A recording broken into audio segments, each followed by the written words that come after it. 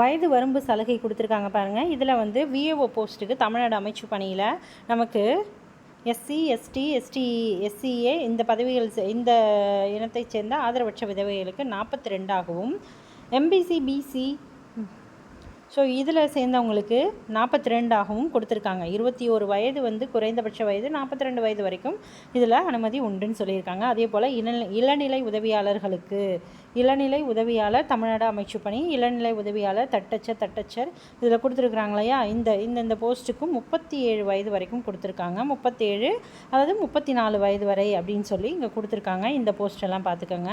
அடுத்தபடியாக வந்து 15லேருந்து கொடுத்துருக்காங்க. இளநிலை உதவியாளர் தமிழ்நாடு மகளிர் மேம்பாட்டு ஆணையத்தில் அதிகபட்ச வயது வரம்பு இல்லை, இதுக்கு வயது வரம்பு கிடையாதுன்னு சொல்லியிருக்காங்க. ஸோ இந்த ஏஜ் ரிலாக்ஸேஷன் கொடுத்துருக்கிறதெல்லாம் நோட் பண்ணி வச்சுக்கோங்க.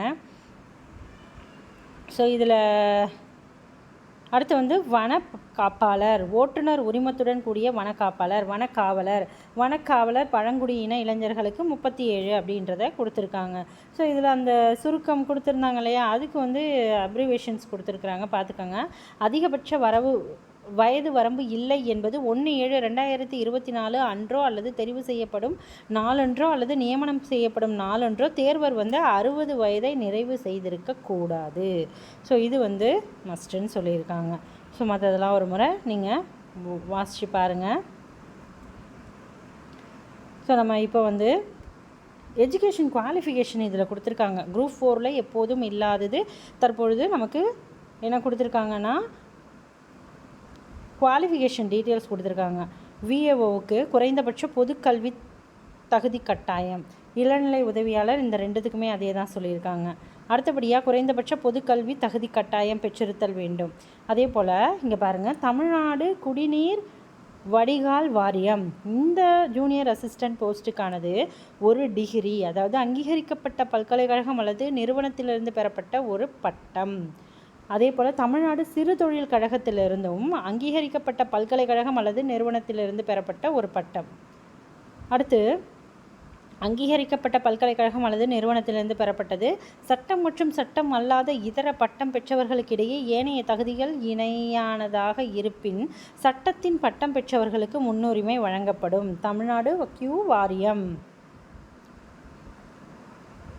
அடுத்து தமிழ்நாடு மகளிர் மேம்பாட்டு நிறுவனம், இந்த நிறுவனத்தில் இருக்கிற அந்த ஜூனியர் அசிஸ்டன்ட் போஸ்ட்டுக்கு கொடுத்துருக்காங்க. அங்கீகரிக்கப்பட்ட யூனிவர்சிட்டியிலேருந்து ஒரு பட்டம்.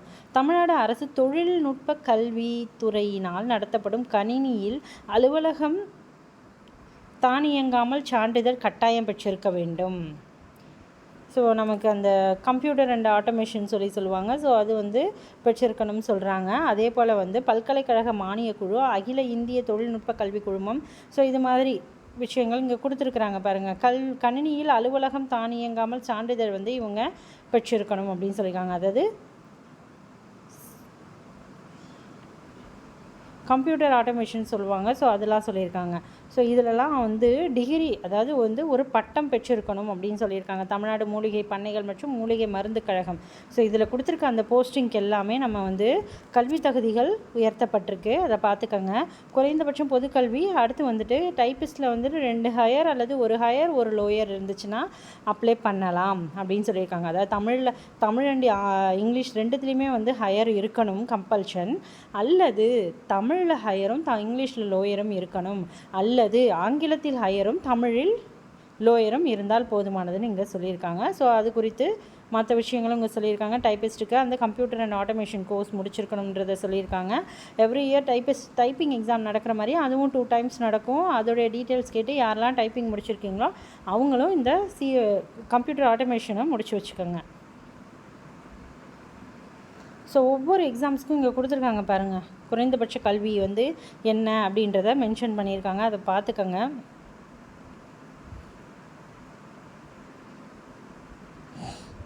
இதை பற்றி நம்ம டீட்டெயில்டாக வந்து ஒவ்வொரு போஸ்ட்டுக்கும் என்னென்ன அப்படின்னு சொல்லி ஒரு நோட்ஸாக நான் உங்களுக்கு கொடுக்குறேன். ஸோ நீங்கள் எந்த போஸ்ட்டுக்கு அப்ளை பண்ணுறீங்களோ அதை வந்து ஒரு முறை பார்த்துட்டு அப்ளை பண்ணுங்கள். இதில் பாருங்கள், ஆய்வக உதவியாளர் லேப் அசிஸ்டன்ட் எக்ஸாமினேஷன் இருக்கு இல்லையா, இதுக்கு வந்து தமிழ்நாடு தடயவியல் அறிவியல் சார்நிலை பணிகளுக்கு மேல்நிலை கல்வி இது வந்து இம்பார்ட்டன்ட் அப்படின்றத சொல்லியிருக்காங்க. அதில் வந்து ஹையர் செகண்டரி கோர்ஸில் இயற்பியல், வேதியியல், உயிரியல் அல்லது தாவரவியல் மற்றும் விலங்கியல் ஆகிய பாடங்களுடன் தேர்ச்சி. மேல்நிலை கல்வியில் இவங்க இதில் ஏதாவது ஒரு பாடமாவது எடுத்து படித்து பாஸ் பண்ணியிருக்கணுன்றதை சொல்கிறாங்க.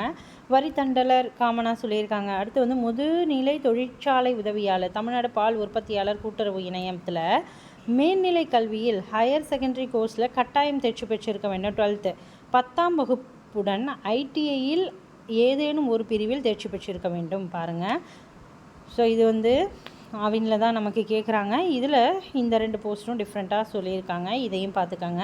வனக்காப்பாளர் இது வந்து ஹையர் எஜுகேஷனில் நமக்கு இயற்பியல், வேதியியல், உயிரியல், விலங்கியல் அல்லது தாவரவியல் ஆகியவற்றில் ஏதேனும் ஒரு பாடத்தை படித்து தேர்ச்சி பெற்றிருக்க வேண்டும். ஏனைய தகுதிகள் இணையாக இருக்கும் பட்சத்தில் இராணுவத்திலிருந்து வெளியேறியவர்களுக்கு முன்னுரிமை வழங்கப்படும்னு சொல்லியிருக்காங்க. ஸோ ஓட்டுநர் உரிமத்துடன் இதுக்கும் வந்து நமக்கு ஹையர் செகண்டரி கொடுத்துருக்காங்க. இதில் வந்து கெமிஸ்ட்ரி, ஃபிசிக்ஸ், பயாலஜி, சுவாலஜியில் நம்ம ஏதாவது ஒரு பாடத்தில் தேர்ச்சி பெற்றிருக்கணும்னு சொல்லியிருக்காங்க. அதர் இன்ஃபர்மேஷன்ஸ் கொடுத்துருக்காங்க, வாசித்து பார்த்துக்கோங்க. வனக்காவலர் பழங்குடியின இளைஞர்களுக்கு என்னென்ன இருக்கணும், குறைந்தபட்ச கல்வி தகுதி கட்டாயம் இருக்கணும்னு சொல்லியிருக்காங்க. ஏனைய தகுதிகள் இணையாக இருக்கும் பட்சத்தில் இராணுவத்தில் வெளியேறியவர்களுக்கு முன்னுரிமை, இராணுவத்திலிருந்து வந்தவங்களுக்குன்னு சொல்லியிருக்காங்க.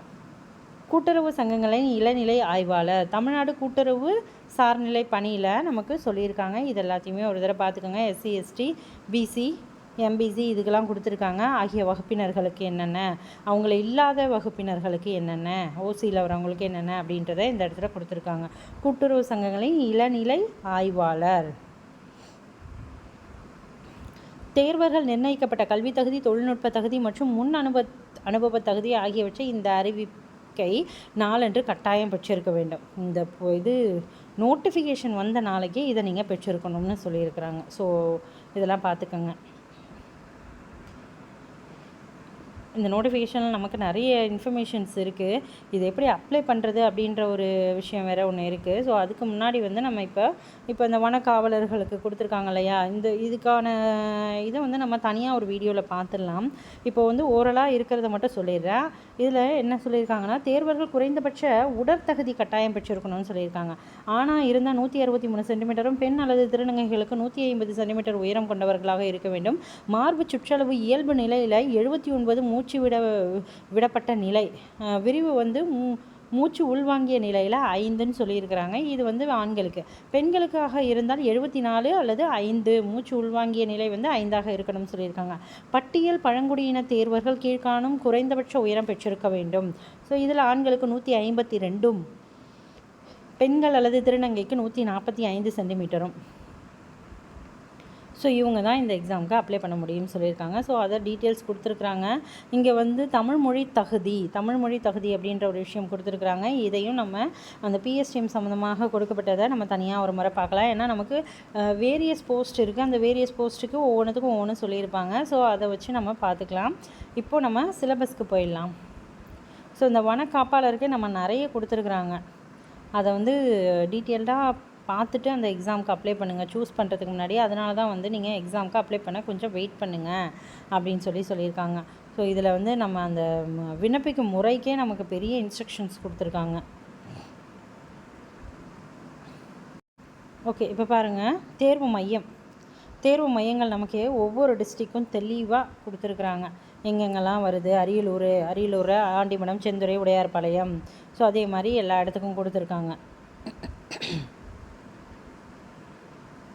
எல்லா மாவட்டத்துலேயும் எங்கெங்கே எக்ஸாம் சென்டர் இருக்குது. திருச்சி, லால்குடி, மணச்சநல்லூர், மணப்பாறை, மருங்காபுரி, முசிறி, ஸ்ரீரங்கம், தொட்டியம், துறையூர், திருச்சிராப்பள்ளி மேற்கு, கிழக்கு, திருவெரும்பூர். ஸோ இந்த இடம்லாம் நமக்கு கொடுத்துருக்காங்க. ஸோ இதெல்லாம் பார்த்துக்கோங்க. எக்ஸாம் சென்டர் எங்கே பக்கத்தில் இருக்கீங்களோ அங்கே நீங்கள் அப்ளை பண்ணால் பெஸ்ட்டு.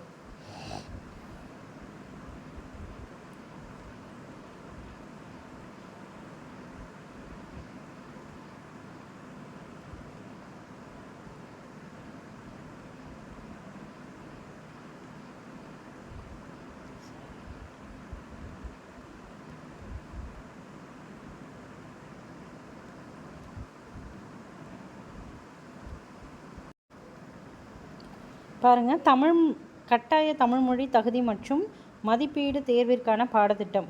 கொள்குறி வினா வகை, அதாவது நமக்கு ஆப்ஷனில் தான் இருக்கும். முதல் பார்ட் வந்து இலக்கணம். ஸோ அதே தான் நமக்கு இலக்கணம், இலக்கியம். அதுக்கு அடுத்தபடியாக வந்து தமிழ் அறிஞர்களும் தமிழ் தொண்டுகளும், தமிழ் தொண்டும் அப்படின்ற டாபிக் கொடுத்துருக்காங்க. ஸோ இதெல்லாம் பார்த்துக்கோங்க. அடுத்து ஜென்ரல் இங்கிலீஷ். இது ஏன் கொடுத்துருக்காங்கன்னு முன்னாடியே நான் உங்களுக்கு சொல்லிட்டேன். இது வந்து only for differently abled person who avail exemption for appearing இன் கட்டாய தமிழ் மொழி தகுதி மற்றும் மதிப்பீட்டு தேர்வு. இதுலேருந்து எக்ஸப்ஷன் யார் விரும்புகிறாங்களோ அவங்களுக்கு மட்டும்தான். அதாவது டிஃப்ரெண்ட்லி ஏபிள்டு பர்சன்ஸில் யாராவது விரும்பினால் மட்டும்தான் இந்த ஜென்ரல் இங்கிலீஷ் அப்படின்ற பார்ட்ஸு. அஸ் யூஷுவல் நமக்கு ஜென்ரல் ஸ்டடீஸ் அது அப்படின்றது பொது அறிவில் தொடங்கி 10 யூனிட்டாக நமக்கு கொடுக்கப்பட்டிருக்கும். ஸோ சிலபஸில் நம்ம எங்கே படிக்கணும் அப்படின்ற விஷயங்கள் நம்ம அடுத்தடுத்த வீடியோஸில் பார்க்கலாம். குரூப் 4 சம்மந்தமான நோட்ஸ் வந்து நம்ம வர இருக்கிற வாரங்களில் நம்ம வந்து எங்கெங்கே படிக்கணும் அப்படின்ற விஷயங்களை பார்க்கலாம். ஓகே, இது சம்மந்தமான உங்களுக்கு சந்தேகங்கள் ஏதாவது இருந்தால் நீங்கள் கமெண்ட் செக்ஷனில் சொல்லலாம். எக்ஸாமுக்கு ஒரு 2-3 டேஸ் கழிச்சு இதை வந்து ஒரு முறைக்கு 2 முறை வாசித்து பார்த்துட்டு பிறகு நீங்கள் வந்து அப்ளை பண்ணுங்கள். இதுக்கு தேவையான சர்டிஃபிகேட்ஸ் எல்லாம் ரெடி பண்ணி வச்சுக்கோங்க. PSTM மெத்தட்ஸ்லாம் இப்போ மாறி இருக்கா, அது என்னன்றதையும் நம்ம ஒரு வீடியோவில் பார்த்துடலாம். ஓகே, நீங்கள் இது சம்மந்தமான சந்தேகங்கள் இருந்தால் கமெண்ட் செக்ஷனில் கேட்கலாம். ஓகே, டிஎன்பிஎஸ்சி கையேடு சேனலுடைய வாட்ஸ்அப் அண்ட் டெலகிராம் லிங்க் வந்து டிஸ்கிரிப்ஷனில் கொடுக்குறேன். நீங்கள் ஜாயின் பண்ணணுன்னு நினச்சிங்கன்னா கட்டாயமாக ஜாயின் பண்ணிக்கலாம். தேங்க்யூ.